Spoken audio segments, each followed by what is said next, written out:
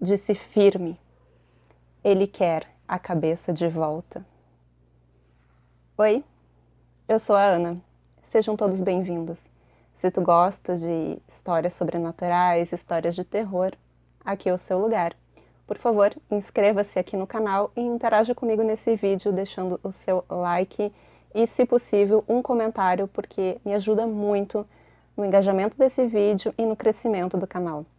Eu também ficaria muito feliz se tu compartilhasse esse vídeo com alguém. Lembrando que se tu tiver alguma história que conheças ou que tu passou e quiser enviar para mim, sinta-se à vontade, o meu e-mail está aqui na descrição desse vídeo. Então, vamos para as nossas histórias de hoje.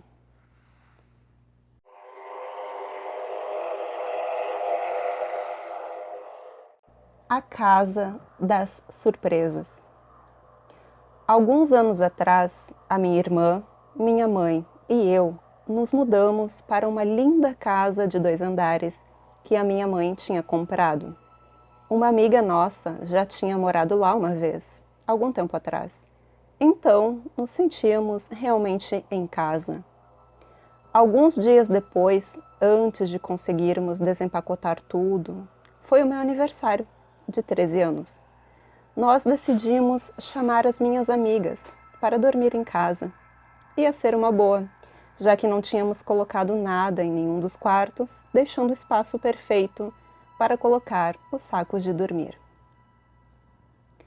O dia chegou e logo eu e minhas amigas estávamos nos divertindo como nunca, contando histórias de fantasmas para ver o quanto conseguíamos assustar umas às outras. Já estava bem escuro e a sala tinha uma grande janela que mostrava a rua. No meio de mais uma história de fantasmas, uma das meninas começou a gritar. Depois de acalmá-la, nós conseguimos descobrir o que era que a tinha assustado. Ela falou que viu uma máscara flutuando do lado de fora da janela, mas que a máscara parecia ter olhos humanos e estavam olhando para ela. Ninguém deu muita atenção, já que estávamos contando histórias de fantasmas. A noite continuou. Mais tarde, ouvimos um barulho infernal na cozinha, como se as coisas estivessem caindo.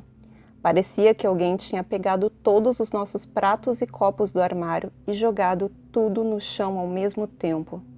É claro que gritamos histericamente. Enquanto a minha mãe corria para a cozinha para ver o que era. Não tinha nada no chão da cozinha, absolutamente nada. Ela nos falou que provavelmente era só o refrigerador e voltou para o quarto dela, no andar de cima. A essa hora, eu e as meninas já estávamos bem assustadas. Depois de um tempo, nos acalmamos e continuamos com o nosso papo de garota. Eu comecei a ficar bem cansada e, por acaso, estava olhando para as bexigas na sala, balançando para frente e para trás. Um movimento de repente entrou no meu campo de visão e eu vi alguma coisa voando na direção de uma das bexigas. Ela então balançou como se tivesse levado um tapa e depois estourou. Eu corri na direção dela esperando encontrar algum dardo ou coisa parecida que tenha sido jogada contra a bexiga, mas não achei nada. Não demos muita importância para aquilo e simplesmente deixamos de lado. Pouco tempo depois, ouvimos um grito aterrorizador vindo do quarto da minha irmã. A minha mãe saiu correndo para o quarto dela e a encontrou do lado da porta, falando que o demônio estava na cama dela, sorrindo com cara de malvado. A minha mãe nos falou que ela só estava vendo coisas e que provavelmente tinha tido um sonho. Mas no fundo do meu coração, eu sabia que ela realmente tinha visto algo, que tinha alguma coisa naquela casa. E isso era só o começo. A casa tinha mais surpresas guardadas para nós.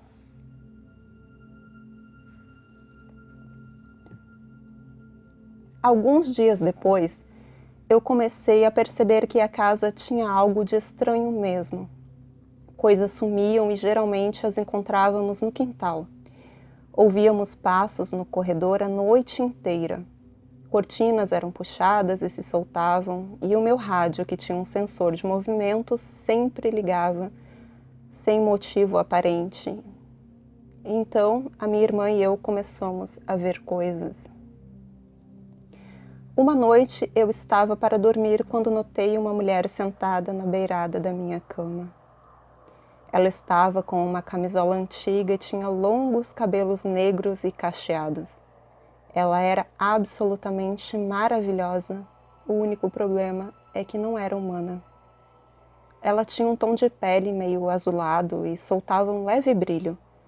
Eu fiquei realmente assustada e então fiz o que qualquer garota da minha idade faria. Coloquei a cabeça embaixo do cobertor e dormi. Alguns dias mais tarde, eu estava descendo a escada e, para minha surpresa, eu vi um garoto parado na sala. Ele era bem parecido com a mulher que sentou na minha cama, com o mesmo tom de pele e o brilho fraco. Só que ele estava de tênis, meias que subiam até o joelho, uma bermuda, uma blusa de mangas compridas e um balde com alguns livros dentro e usava óculos. Ele parece ter me visto e saiu correndo pela porta da frente, mas ela estava fechada. Ele simplesmente a atravessou. A minha irmã também me falou que viu de novo o homem que ela achou que fosse um demônio. Ela falou que o via frequentemente. Finalmente nos mudamos de lá e alugamos a casa para outras pessoas. Uma das pessoas que se mudou para lá tinha uma filha da minha idade, que acabou virando minha amiga, e geralmente ela me falava das coisas que ainda aconteciam lá. Agora, a minha mãe está pensando em se mudar de volta para lá. E eu estou morta de medo. Eu realmente não quero voltar para aquela casa. É aquela. Casas antigas geralmente tem muitas histórias para contar. Alguns moradores ficam lá.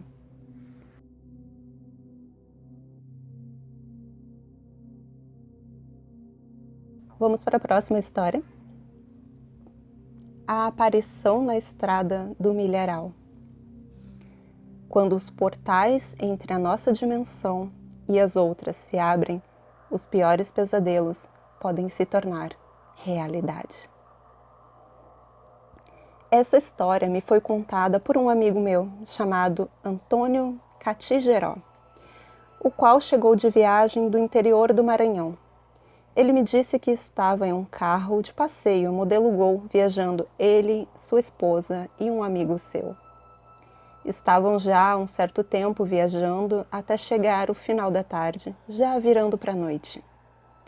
Nessa etapa, ele passou por um posto de gasolina de beira de estrada e pediu informações sobre um determinado vilarejo que estava procurando, sendo que o rapaz do posto lhe indicou o caminho.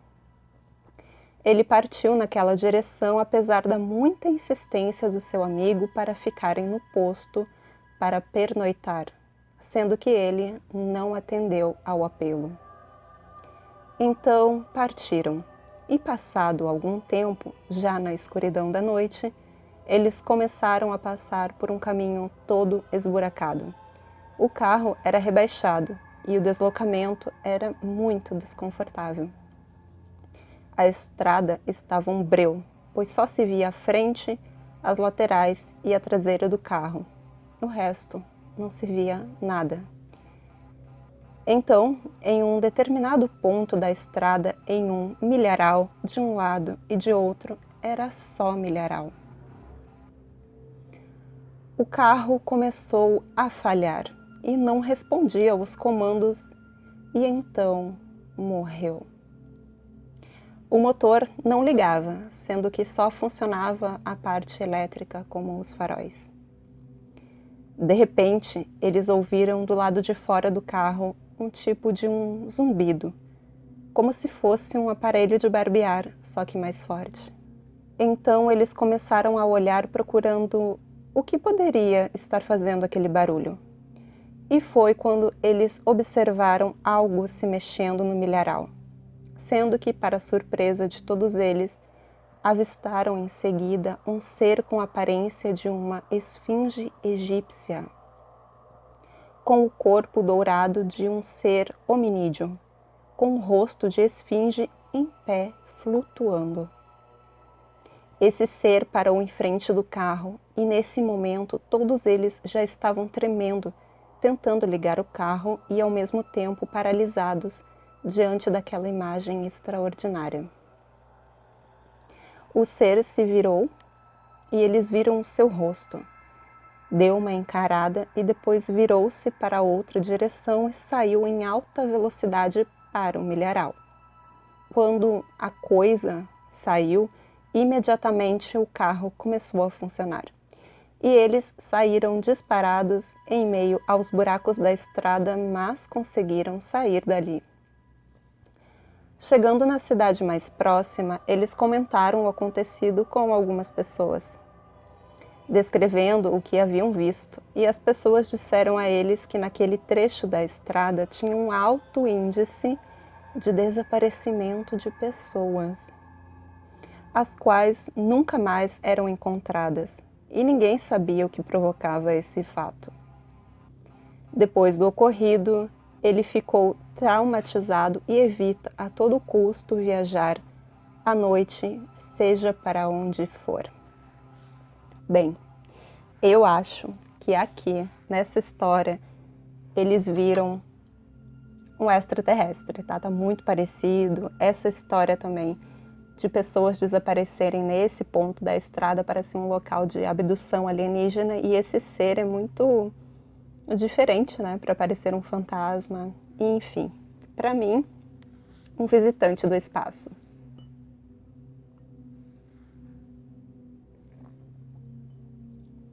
Agora vamos para a última história. Cemitério abandonado na praia.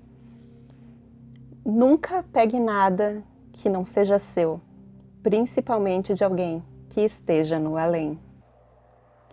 O que se segue não é um conto, é um entre tantos fatos que ocorreram e ocorrem nessas bandas.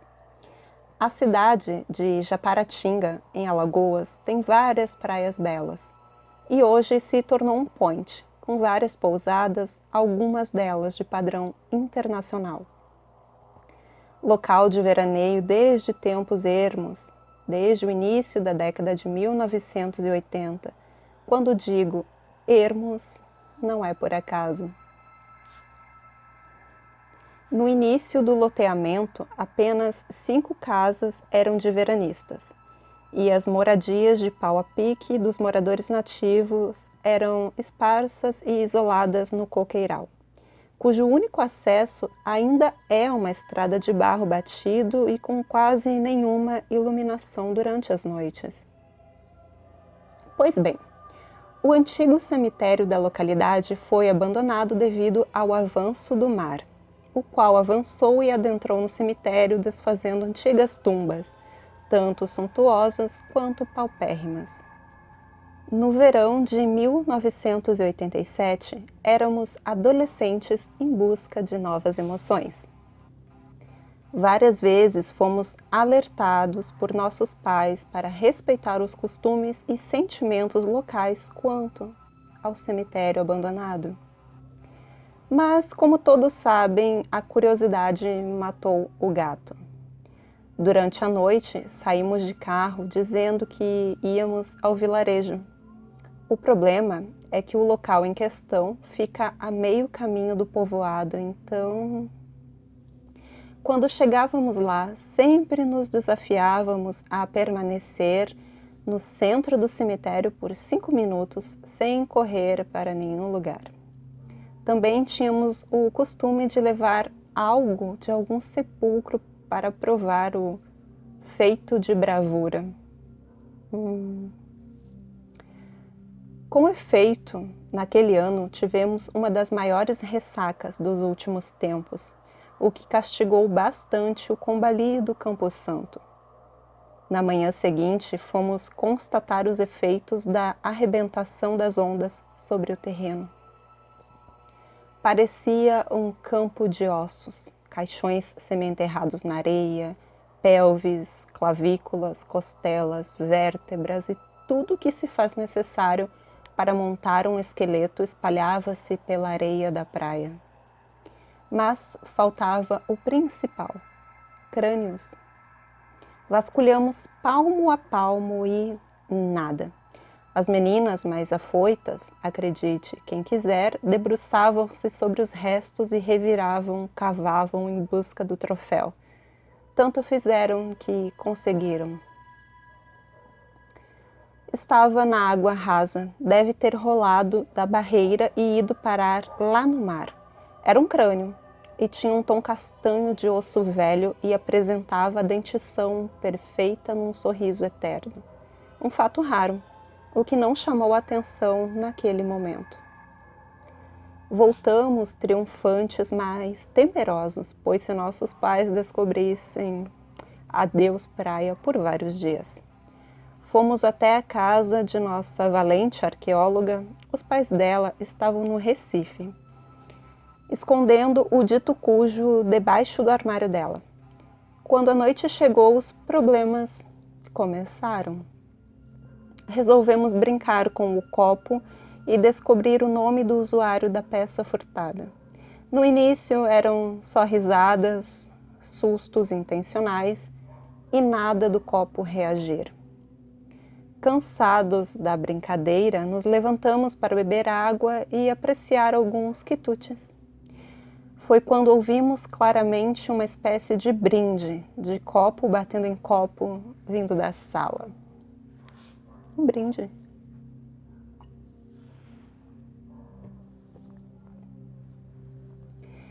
O mais absoluto silêncio havia se instalado. Depois de alguns segundos, começamos a nos acusar e rir. Pensa que me pega com essa? Ah, foi você, né? Do grupo de 12, só restavam 7 querendo ir adiante com a sessão. Reiniciamos com a pergunta básica: tem alguém aí? Você é da luz ou da escuridão? E o copo não se manifestava. Desistimos da concentração e começamos a conversar. E então o caldo entornou. Nossa amiga começou a chorar compulsivamente e falar coisas desconexas. Desculpa, desculpa, desculpa. Deixa, não, eu prometo. E nós ríamos daquilo. Quem ela pensa que pega com esse show? Ha, ha, ha. De súbito, ouvimos o uivar característico dos coqueiros açoitados pelo vento forte. As janelas de madeira de ficha rangiam com a pressão. A areia penetrava pelas frestas. A luz ficou fraca, deixando tudo amarelado e penumbroso. Nos amontoamos no canto da sala e só ela permanecia sentada à mesa naquela lamúria. Blam! A janela abriu-se depois do estalar do ferrolho. Para total pavor daqueles que tiveram coragem ou insensatez de continuar com os olhos abertos, estava prostrado um vulto em frente à janela. Era uma noite escura, mas aquela sombra conseguia escurecer ainda mais o ambiente. Pasmos, vimos a nossa amiga parar de soluçar, levantar-se, ir até a janela, parar por um segundo defronte ao vulto e fechá-la. O vento cessou de imediato e a luz ficou forte novamente. Levantamos e fomos ampará-la, pois ela estava cambaleante.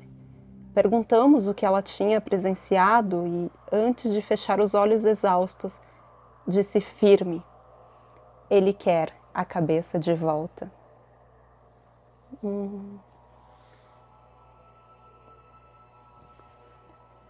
Eu adorei essa última história.